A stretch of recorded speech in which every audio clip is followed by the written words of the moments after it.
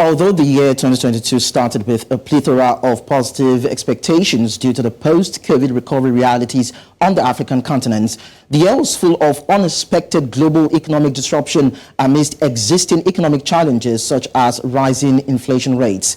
The unexpected Russia-Ukraine war and its attendant supply chain disruptions led to a spike in oil prices rising above $100 per barrel, among other commodity cost increases. These put an upward pressure on inflation. Hence, almost all economies reacted by tightening monetary policies to curb the rise in inflation. 2023 still showed us some of the burdens in 2022 and is set to face its ripple effects. Now, with the ongoing Russia-Ukraine war, oil prices are expected to remain at a relatively high price above its peak in 2021. Although this is supposed to be an advantage to Nigeria due to its status as a major oil producer in Africa, the Nigerian oil sector has been plagued with pipeline vandalism and oil thefts, which have hampered the sector's growth and also led to low oil productions.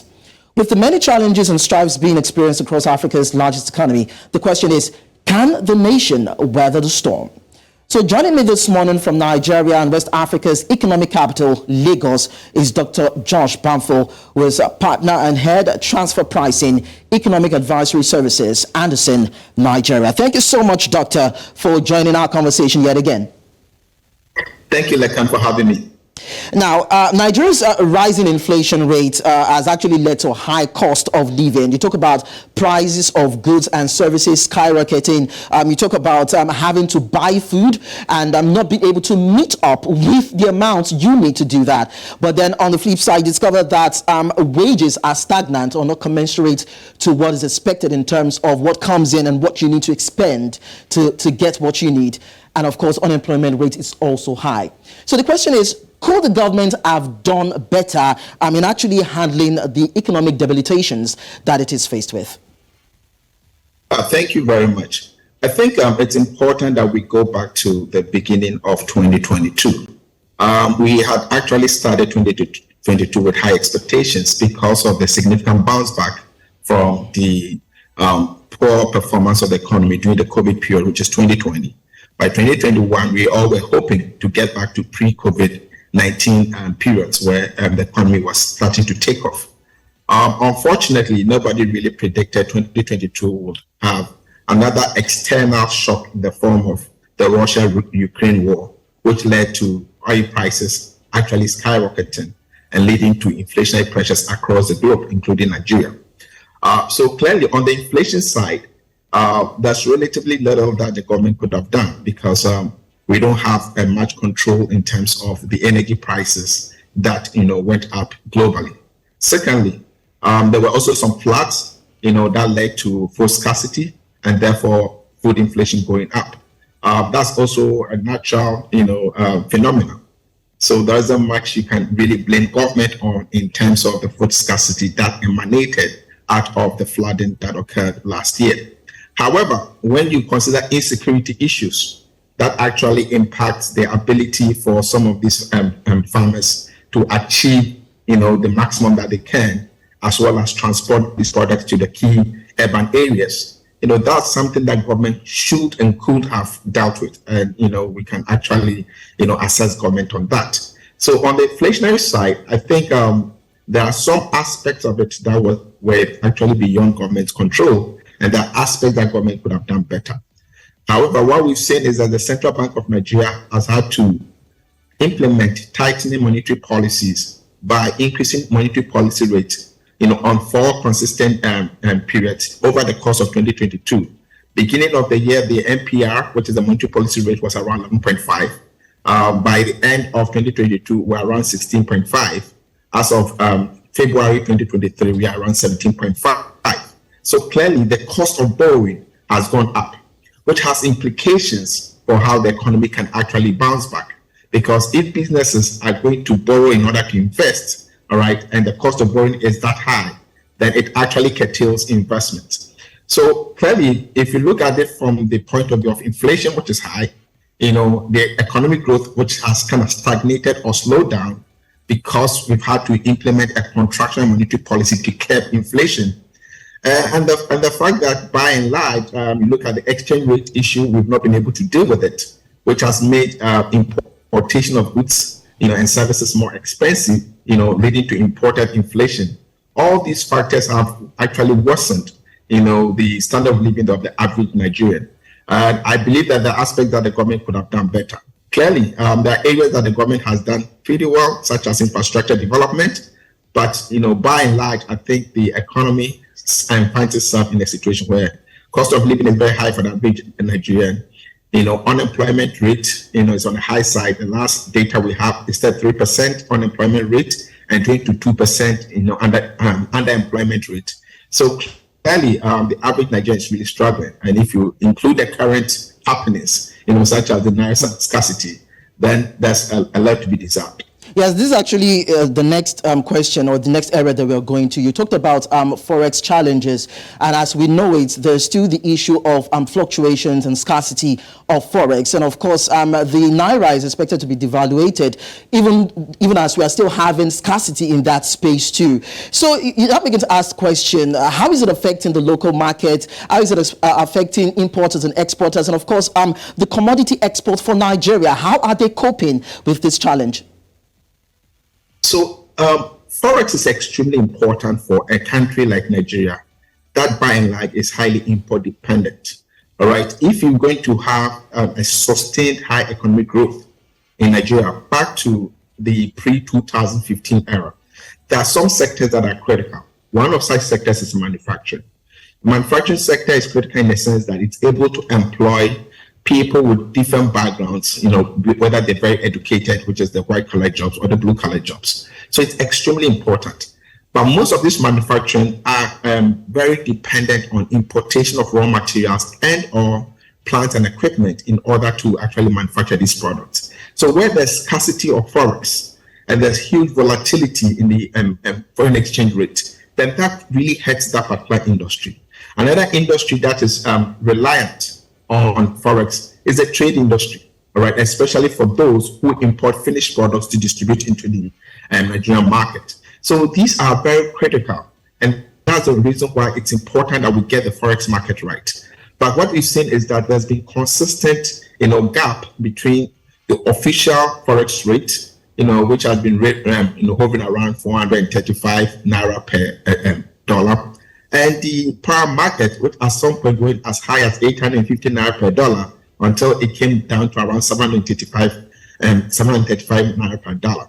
So that scarcity itself, has huge implications for how some of these key sectors actually perform and therefore contribute to job creation in the market.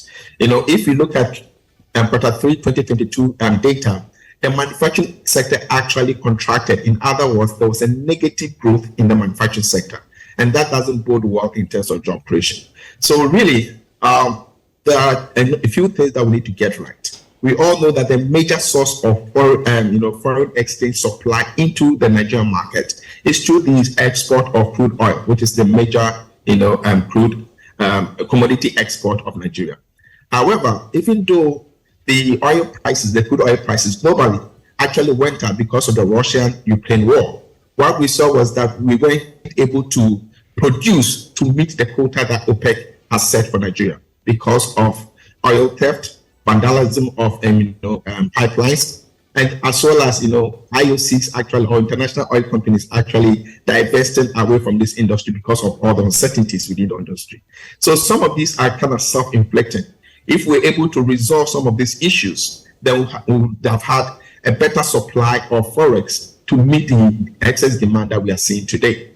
So I think that these are some of the issues we need to address. Now, the good news is that for 2023, we do expect two major developments. One is the Port Harcourt oil refinery that hopefully will commence operation somewhere at the end of Q1 2023.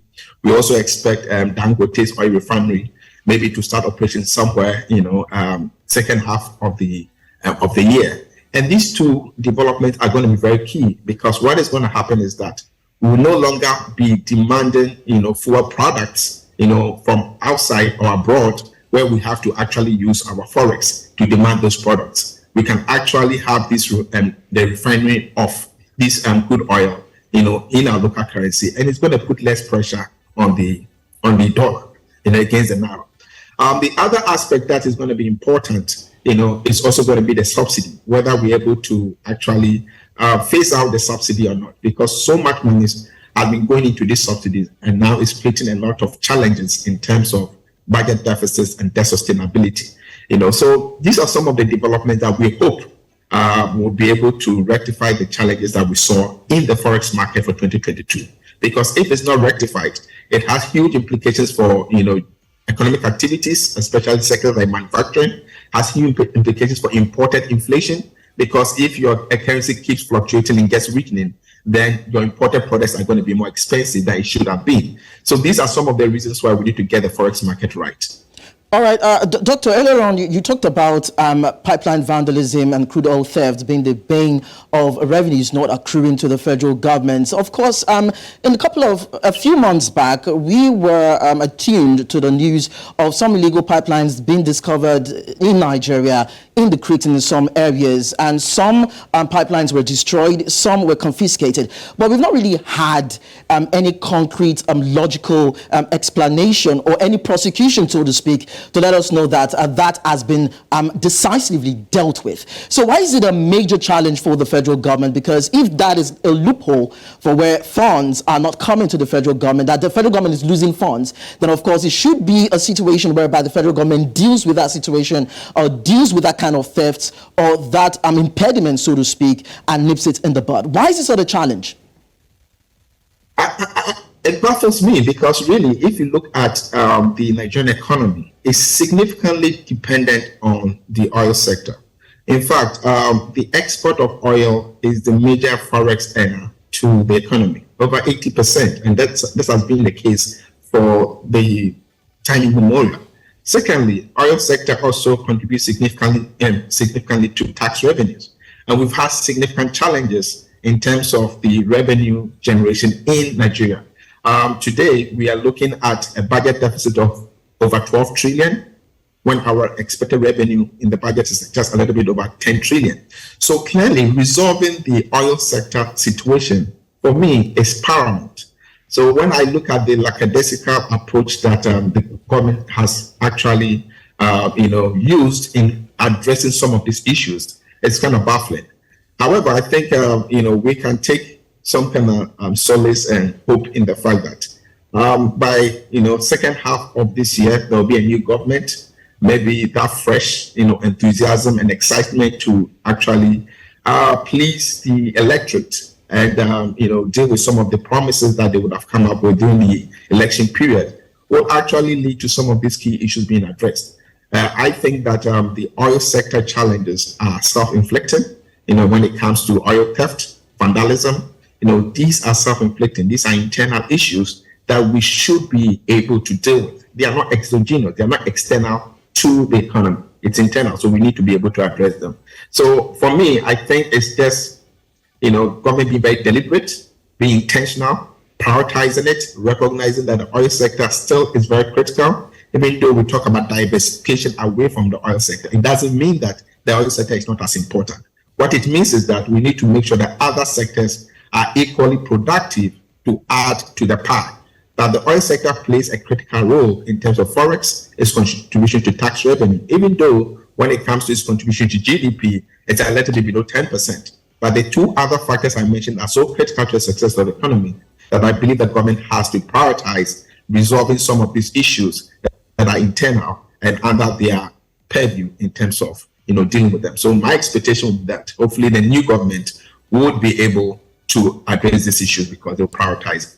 Well, but before we let the outgoing governments off the hook, it is believed that it actually invested a lot in infrastructural developments across the country. But of course, that came with a huge cost of high debt profile. Now, people are asking the questions that those investments, were they actually worth it? And do you think that those investments can actually pay for themselves? How would you even evaluate how the government has actually expended its resources and finances in infrastructural development in the country? Now, first off, we need to really recognize that, one of the key economic mandate of every government is to create an enabling environment for businesses to thrive.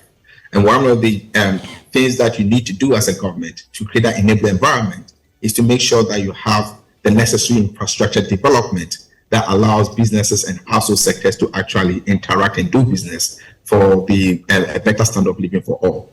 So it's critical that they do what they've done. All right. The question is, how do you go about doing it in such a way that you don't deplete your limited financial resources that you have? Because as much as you need the infrastructure development, you also need to develop them in a manner that the government doesn't go bankrupt. We've seen a number of African economies, especially post-COVID-19, where because their debt situation weren't good, because COVID-19 led to excess spending in order to curb the health implications as well as protect businesses so that they don't go under. We've seen a number of such economies become debt distressed, and they are seeing the consequences of such. One of such countries is Ghana, which had a very, fantastic performance from 2017 to 2019. But today we see inflation somewhere above 50%, around 54%, and we've seen economic growth rate slow down to around 3%. And interest rates are skyrocketing. So Nigeria needs to take cue from that.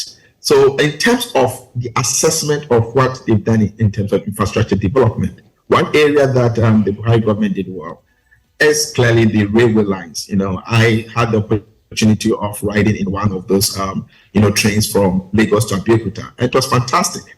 Only for me to get to Abeokuta and realize that even the roads from, the railway station to town, were untarred and really in very bad shape. So some of this infrastructure development have not been developed in a coordinated manner to yield the kind of returns from those investments. Mm-hmm. So if you build a beautiful railway line to a city and you have a beautiful railway station, but its accessibility from the town itself is very poor, then how do you expect people to patronize that particular investment? So it begs the question, are we doing for the sake of doing it, or are we doing to achieve a particular outcome that will make it productive? So for me, that was the one concern that I have. But by and large, I think what is very important is that when we spend on this infrastructure development, we need to basically assess whether there's clear value for money, right? It cannot be the case that we build all these edifices just to show that, hey, we made these promises and we delivered on those promises without those projects actually yielding the kind of returns or the kind of value contribution to the economy as a whole as expected. So for me, that is my concern. Have we done a proper value for money evaluation of these railway lines? Did it cost us the amount that it should have cost us, or it's been inflated or whatever? All those assessments have to be made. Secondly, I'm going to talk about the fact that if, as much as government has a responsibility of providing all this infrastructure development, it does not necessarily have to fund, this infrastructure development on its own. There are going to be some projects that the private sector might have, some incentive to play a role because they can see some value coming from that particular project. And in those cases, it makes sense for government to partner with the private sector so that they can actually develop this infrastructure development for the benefit of the economy. But there's going to be enough returns to pay for the cost of actually coming up with such a project. So I think that level of creativity, is going to help ensure that the government doesn't continue to run huge budget deficits like the one we are going to run for 2023, a budget deficit of over 12 trillion, when your expected revenue is over 10 trillion. All right. That over time is going to create a debt situation that, if unsustainable, can create bigger problems than the development of such infrastructure development projects. So that is basically the benefit cost analysis that we need to perform to ensure that this infrastructure yield the kind of returns we expect from it. All right, thank you so much, sir. We go on a short break, Dr. Josh, and when we return, you've talked about your evaluation on how you perceive how you perceive the inflation, and of course. Okay, so we have considered some other areas that you have talked about, but then let's quickly go on the short break, and I would try to get back to you, maybe just one more question on some policies of government and see how that has helped the economy. All right, let's quickly go on a short break, and when we return, we get to look at some bills that were enacted by the federal government between 2019 and 2022 and see if it has actually helped the Nigerian economy. We'll be back. News Central TV, Africa's #1 storyteller, has come with the best of both worlds. With a combination of news app and live TV, we ensure that you keep track of the latest headlines, breaking news and in-depth analysis from professional journalists from around the continent.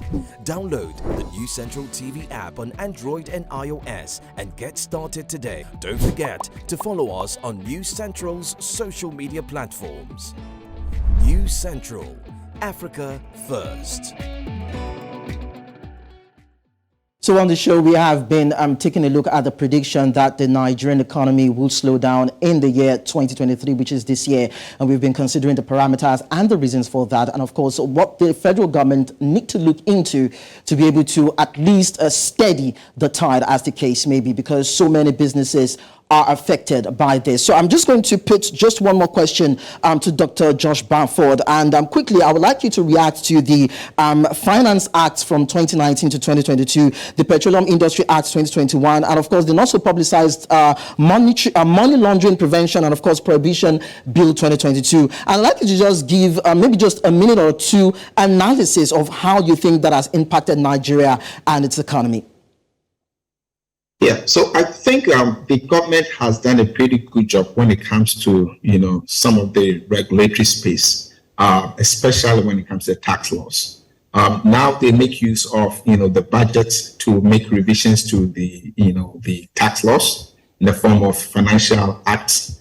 And that has really helped in terms of, bringing clarity to areas or aspects of the tax laws where it lacked clarity. Secondly, they've tried to close any loopholes that they find in the tax laws to ensure that businesses and individuals do not take advantage of some of these loopholes. Thirdly, is to try to use these tax laws to actually expand the tax net, so that especially in the informal sector, where a sizable number of businesses and individuals might not be paying their fair amount of taxes. If you look at Nigeria's tax revenue to GDP ratio, which is actually a single digit. At some point, it was around 7%. That is one of the lowest globally. At some point, it was one of the 5 lowest, revenue to GDP ratio globally. And so for such a large economy, clearly, we need to do better on the revenue side. So in terms of all these legislative, developments, I think changes to the Financial Act has been, the most impactful. I think the PI, the petroleum, the PI is also very important in terms of how it's going to impact the oil and gas sector. As to whether it's gained the kind of traction that it's supposed to, I don't think it's fully gained that traction, but hopefully, a lot of changes might happen in the industry that is going to help the oil and gas sector to actually bounce back to where it used to be. So those would be my thoughts, that the changes in the Financial and Finance Act have been kind of impactful in trying to generate more revenue for the economy. All right. Thank you so much, Dr. Josh Bamfo, for joining us. It's nice to have you around.